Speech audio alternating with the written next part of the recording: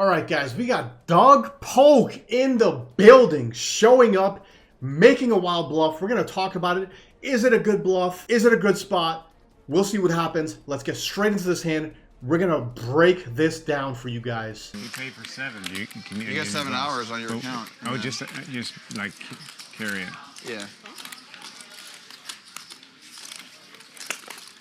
Is there massage people?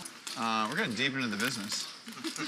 This guy wants to know some numbers. Going to the next strip mall, or I'm opening one in Marcos or whatever it's called. You're doing some competitive research? Yeah. I want to see what price I have to cut it to take your room from. These $1 million games are tough. The flop comes ace, queen, 8, 2 diamonds. Peter decides to check, and then Tom Dwan checks, and Doug Polk bets 5,000 on the button here on ace, queen, 8. He's got a double gutter. Totally reasonable bet. I don't want to interrupt the conversation, but we got an interesting hand here. Peter with the dead man's hand, aces and 8s. Doug Polk actually with a double gutter. No diamond in his hand and his 2 diamond board. Tom Dwan also has an ace. Are you in the hand? I'm in the hand, yeah. So a bet, a raise. Dwan gets out of it. Doug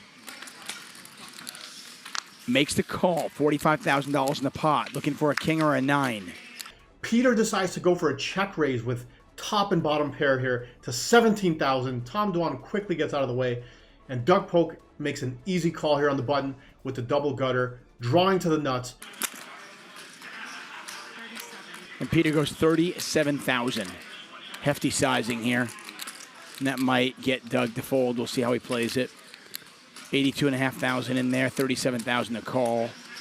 And Doug, determined, not going to go anywhere. Does make the call, $120,000 in the pot. So we see the 6 of spades on the turn, and Peter bets 37,000. And Doug Polk very quickly makes the call. Very easy call for him. He's got the double gutter. Nothing to worry about here. Let's see what the river brings. And he misses. Diamonds get there. Is there a world where he tries to rep that? He does not have a diamond in his hand, though. Peter checks. And he does. And he's going to go over pot. 185,000 into 120. Peter put to the test with 2 pair. $305,000 in the pot. It's 185 to call. Peter looks like he is ready to fold. And he does let it go. Is that bluff? Is that what that word is? Okay, so the river comes the 7 of diamonds, which completes a hand like 10-9. It completes all of the flushes that Doug Polk could be playing this way. And Doug Polk can still... Well, that's about it. That's the only hands that beat Peter here. So it's basically... Doug Polk is repping a flush on this river, okay? Peter checks, which is totally fine. I think Peter could check or block bet in a spot like this. I think both are fine. I think check is totally reasonable. Block bet is totally reasonable. But he decides to check, and then Doug Polk decides to go for a big boy bluff here, okay? He bets $185,000 into a pot of 120,000. So he decides to make a big bluff here. So Peter, timing down, decides to lay it down. This is a very big fold. Peter does have the 8 of diamonds too. That makes his hand more of a call. He is playing against Doug Polk.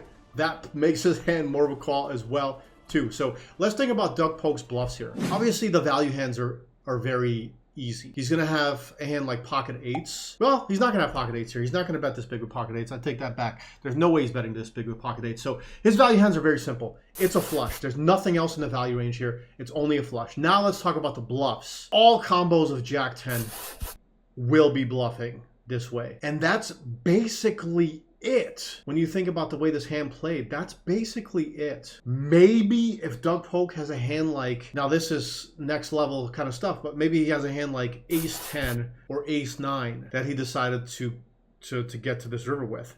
Ace 10, ace 9. That hand can turn into a bluff here too, because Peter's repping a very strong hand here. He's repping, when he check raises the flop, bets turn, he checks the river, yeah. But he's gonna have two pair a lot here. He's gonna have ace king, ace jack at the absolute bare minimum. Ace jack is pushing it even.